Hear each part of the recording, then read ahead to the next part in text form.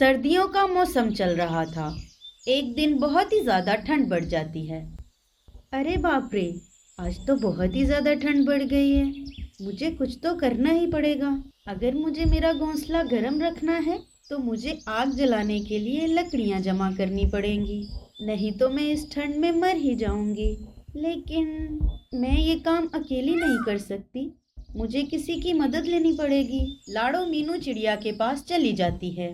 अरे मीनू मौसी, तुम क्या कर रही हो? कुछ नहीं लाडो। अच्छा ठीक है।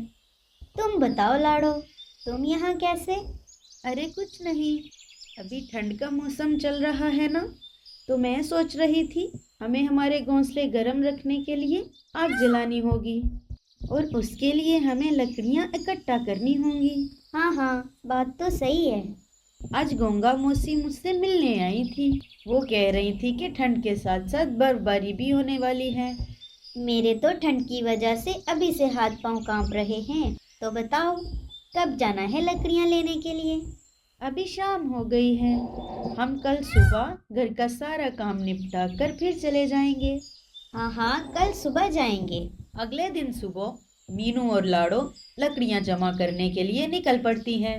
उड़ते उड़ते उन्हें रास्ते में कालू कौवा धूप सेकता हुआ दिखाई देता है।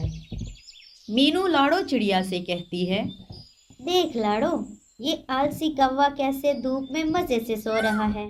छोड़िए ना मीनू मौसी, हमें क्या करना है, हमें बहुत काम है, हमें चलना चाहिए। नहीं लाडो, ये आलसी कौवा सुबह सुबह मजे में धूप सेक रहा है। ये मुझसे नहीं देखा जा रहा। अभी देखो मैं इसे कैसे काम पे लगाती हूँ। लाडो और मीनू कौवे के पास रुक जाते हैं। मीनू मौसी रहने दो ना, क्यों बेचारे को परेशान कर रही हो? बेचारा? और ये एक नंबर का आलसी और कामचोर है। इतना बोलकर मीनू मौसी कालू कौवे के पास चली जाती है।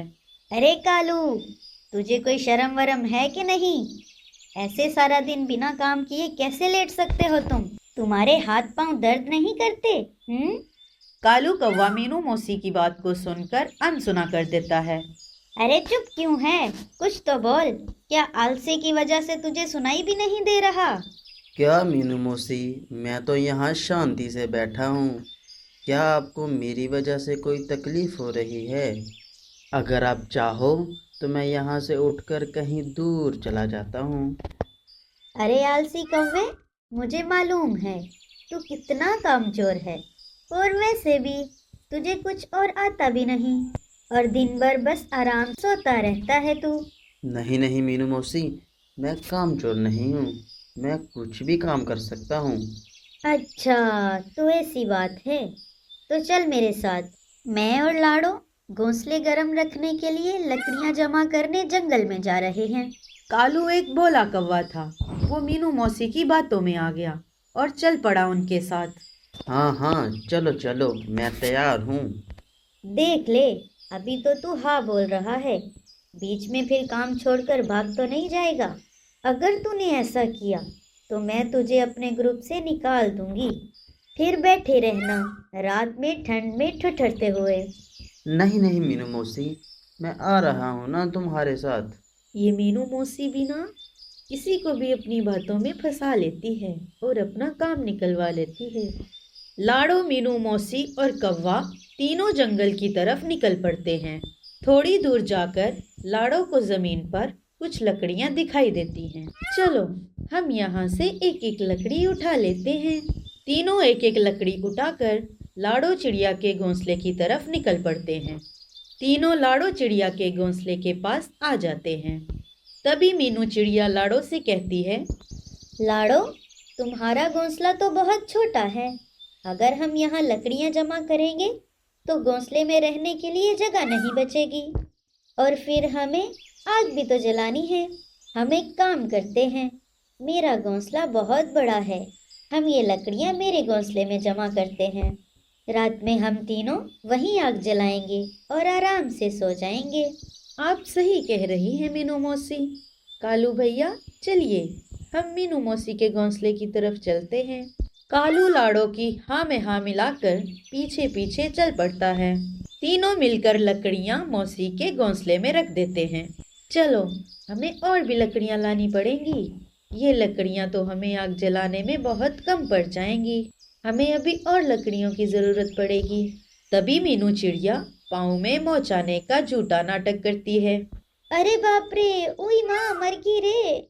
शायद मेरे पाँव में मोच आई है। मैं अब लकड़ियाँ नहीं उठा पाऊंगी। कोई बात नहीं मीनू मौसी, आप आराम कीजिए। मैं और कालू भैया मिलकर लकड़ियां जमा कर देंगे।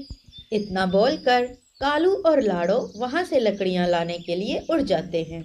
दिन भर दोनों लकड़ियां जमा कर रहे थे।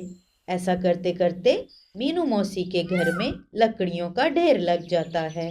अरे वाह, इसे कहते हैं सुकून की जिंदगी। तीनों मिलकर मौसी के घर में आग जला लेते हैं और आराम से सो जाते हैं।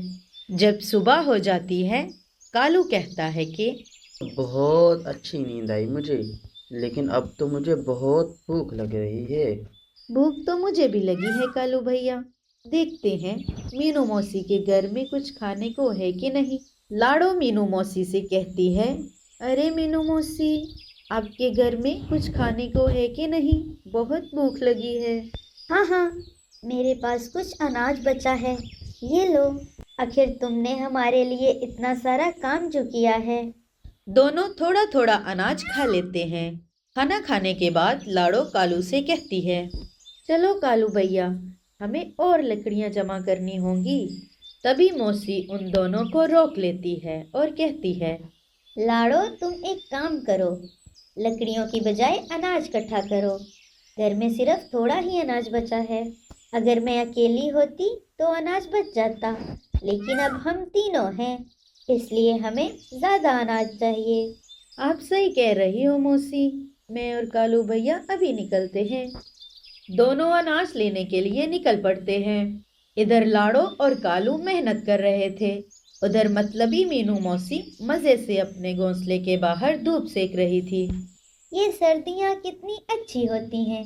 रात को आग जलाओ और दिन में मस्त धूप सेको।